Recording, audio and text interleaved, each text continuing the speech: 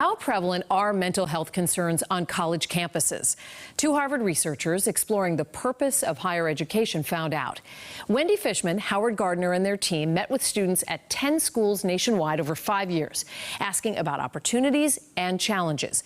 And as they spell out in their book, The Real World of College, what higher education is and what it can be, the #1 concern was the same everywhere. When we asked 1,000 college students about the biggest problem they faced on campus, even beginning in 2012, well before the pandemic, at campuses across the country, students described mental health as the biggest #1 problem on every campus. So it didn't matter if it was a small liberal arts college or a big state school, that was the biggest concern across the board. The biggest concern across the board. In fact, 1 out of every 5, about 20% of the students at every school volunteered their own mental health problems. And we just asked them, what keeps you up at night?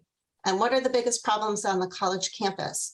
And more than relationships with peers, safety issues, alcohol and substance abuse, or even academic dishonesty, students talked about their own mental health issues and those that they observed in others.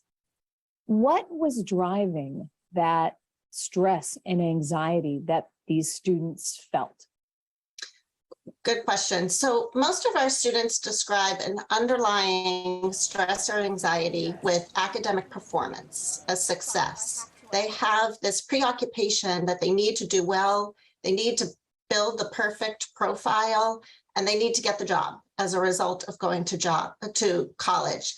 And this is what students said kept them up at night, this overwhelming stress to get A's and to graduate with this perfect resume. And sadly, we know that this begins in high school and at early ages. So even though we saw this with college students in terms of them describing it to us, we know that students in high school are put on a treadmill to only think about achievement, building this resume to get into college. What can we do?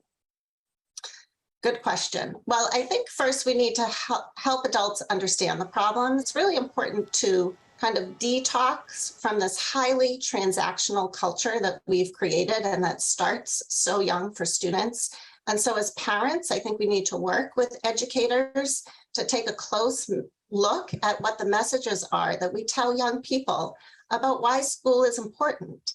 I think we should ask students, why do you want to go to college, rather than just assume that the purpose of high school is to get into college. The idea that students also benefit from talking to one another. How big a role could that play going forward?